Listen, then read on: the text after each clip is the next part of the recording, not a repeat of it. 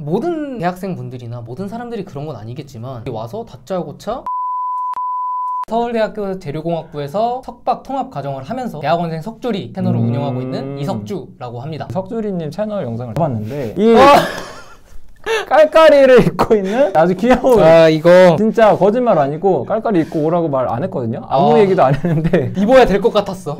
일부러 챙겨왔어요. 사실 이제 석주리님 인터뷰를 해야 되니까 눈높이를 좀 맞추고 싶었거든요.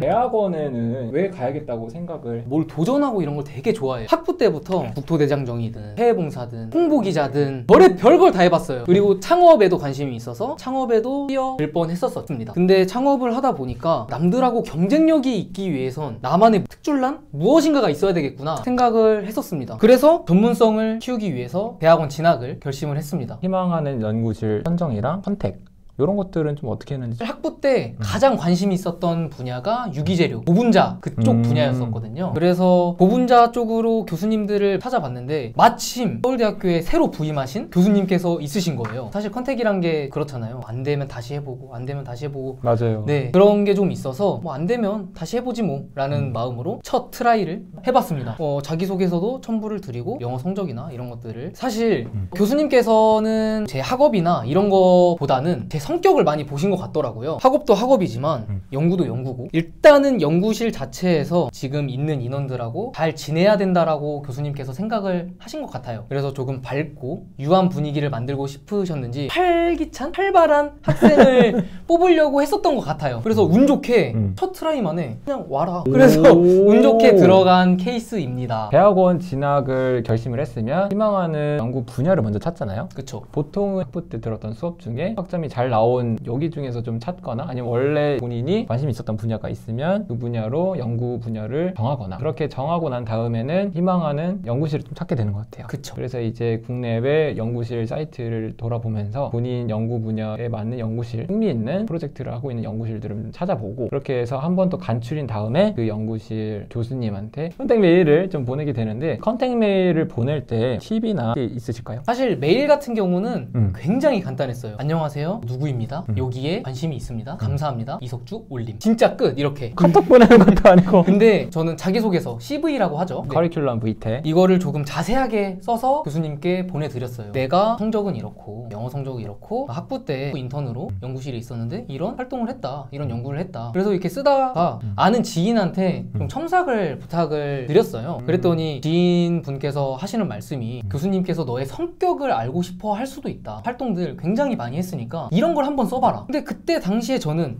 이걸 써도 되는 건가? 그래도 일단은 써보기로 했습니다. 해외봉사했다, 교수양정했다, 뭐 했다 냈더니 학업, 뭐 연구 이런 것보다 이거는 그냥 뒷전이고 너의 이런 활동을 해서 이런 성격이 보였다. 그래서 마음에 든다 말씀을 해주셨어요. 굉장히 당황했던. 대학교에 처음 입학했을 때랑 좀 차이가 있던가요? 엄청 컸죠. 들어오자마자 어떻게 하다 보니까 과대표가 됐어요. 사실 과대표가 되면은 고등학교 졸업하자마자 하는 일들이라 굉장히 힘든 일들이 많거든요. 과잠 주문하랴, MT 준비하랴 뭐 이런 것들이 다 처음 해보니까 굉장히 생소하고 뭐 정신이 없더라고요. 굉장히 정신이 없다? 대학교의 첫 인상이었고 뭐 두 번째는 당연히 설렘. 와 이제 나 대학생이다 하는 이런 설렘들도 있었던 것 같아요. 근데 그에 반해서 대학원 딱 들어오면 사람마다 성격이 다 다르긴 해도 기본적으로 베이스에 깔려있는 우울함이 있었던 것 같아요. 그래서 저는 이 우울함을 깨보자. 내가 적어도 우리 랩실만은 행복하게 만들겠다. 나의 이 해피 바이러스를 다 퍼뜨려서 행복한, 유한 그런 분위기를 만들어 보자 라는 거를 목표로 지금 대학원 생활을 하고 있습니다.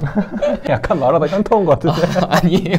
본인의 하루 일과는? 사실 엄청 빡빡하고 제 MBTI가 ENFJ인데 이렇게 해야 되고 이렇게 해야 되고 이렇게 해야 되는 게 꼭 있어야 돼서 어떤 것들 있죠? 저는 완전 극 새벽형 인간입니다. 4시 반, 5시 사이에 무조건 기상을 합니다. 미라클 모닝이네요. 네. 일어나자마자 30분 정도 유산소 운동을 학교를 가면 한 6시에서 6시 반 정도 사이가 되는 것 같아요. 헬스장을 가는데 헬스장이 보통 7시 반에 열거든요. 그래서 7시 반이 되기 전까지 아침에 잠깐 실험을 한다든지 아니면 논문을 본다든지 아니면 하루에 있을 일정들을 정리를 한다든지 그리고 이제 7시 반부터 8시 반까지 운동을 하고 이제 대학원 일상이 시작이 되는 거죠. 논문 읽고 논문 쓰고 연구하고 미팅 준비하고 행정 처리도 하고 행정 빼놓을 수 없죠. 행정 빼놓을 수 없죠. 그리고 나서 보통 6시 넘어서 퇴근을 하는데 이것도 다른 것 같아요. 6시 10시면 빨리 퇴근하는 거고, 늦게 퇴근하면 뭐 9시, 10시에도 퇴근하지만 그렇게 퇴근을 해서 빨리 자면 9시, 늦게 자면 10시쯤에 꼭 자려고 하고 있습니다. 유튜브 영상은 언제 찍으시는지? 자는 시간을 포기하고 1시간 정도 편집을 한다든지 영상을 찍는다든지 그런 식으로 좀 분할을 해서. 대학원 생활을 하면서 생긴 변화가 있나요? 대학원에 오기 전까진 하고 싶은 걸 다 도전하면서 살았어요. 대학원에 있는 것도 도전인데 내가 원하는 게 아니라 원하지 않아도 해야 될 도전들이 엄청 많잖아요.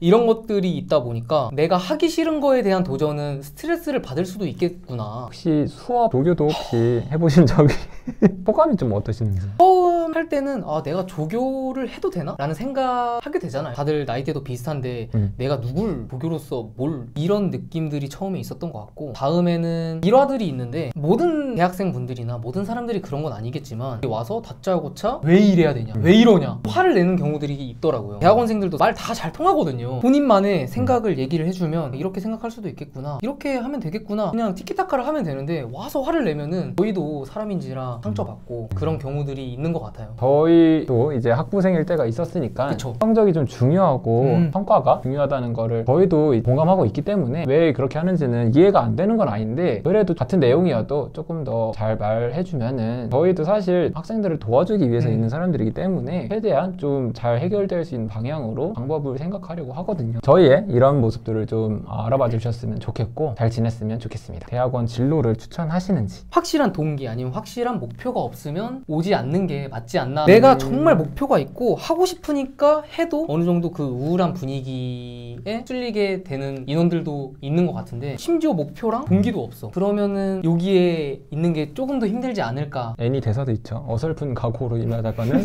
정신도 유지할 수 없다. 약간 맞지, 이런 식으로. 맞지. 확실한 목표가 있으면은 네. 좀 힘든 이제 대학원생 생활도 버틸 수 있는 그쵸. 원동력이 좀 되는 것 같아요. 마지막으로 미래 대학원생들한테 해주고 싶은 한마디 있다면. 성인이잖아요. 대학원생이든 뭐 어떤 선택을 하든지 간에 그 선택은 자기의 몫이거든요. 그래서 그 자기의 몫을 잘 해결해 나가는 게 인생이라고 생각을 해요. 많이 산 건 아니지만 이것이 인생이죠. 사실 대학원생 선택을 하면 주변에 취업도 하고 월급에 이제 차이부터 있으니까 내가 조금 더 공부해야 되고 내가 포기해야 되는 것들이 있는 건 사실이에요. 근데 그만큼 미래에 내가 정말 목표로 하는 것들이 있기 때문에 지금 투자를 하는 거거든요. 맞아요. 네. 그냥 쏟아 붓는 게 아니에요. 장투를 하는 거죠. 장투. 석사는 2년, 석박 통합은 5년에서 6년 뭐 이렇게 장투를 하는 건데, 그런 선택을 하는 데 있어서 본인만의 목표가 뚜렷하면 오세요. 나비가 되기 위한 번데기의 과정이다. 네, 그쵸. 번데기의 과정이 생각보다 험난하기 때문에 잘 생각을 해보고 확실한 목표를 가지고 오는 것이 필요할 것이다. 채널에 나와주셔서 너무 감사드리고, 감사한 마음에 제가 선물을 하나 준비했어요. 봤어. 그래서 이거 사실 기대했어요. 다 선물 주더라고. 난 뭘 줄까? 필요공학부? 고분자? 유기? 뭐가 있었지? 이렇게 생각을 하면서 왔는데 추측이 안 돼. 오늘 없었으면 큰일 날 뻔했네요. 너무 서운할 뻔했어. 선물을 준비했습니다. 두구두구두구두구두구두구. 뜯어보실래요? 포장지부터가 마음에 듭니다. 주변에 있는 사람들 다 사랑합시다. 네. 자꾸 대본에 없는 멘트를. 뭐야, 이거 시그마 치약 아니야? 석주리님 유튜브 채널 가시면은 팔굽혀펴기 영상을 올리시는데 제가 마음이 아팠던 게 맨바닥이 하시더라고요. 석주리님한테 제일 필요한 것 중에 하나가 아닐까. 와, 혹시 마음에 드시나요? 너무 마음에 들어요. 아 진짜로? 집 가서 팔굽혀펴기 할 생각에 벌써 설레. 벌써 설레.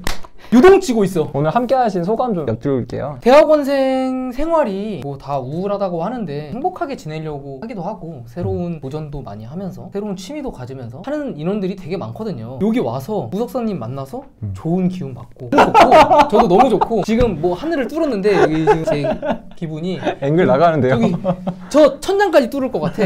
이런 채널에 저를 초대해 주셔서 너무 감사합니다. 아닙니다. 선물까지 오히려 나와주셔서 감사하고요. 석주리님 채널도 많은 관심 부탁드리고 우석사도 많은 관심과 사랑 부탁드립니다. 안녕. 안녕.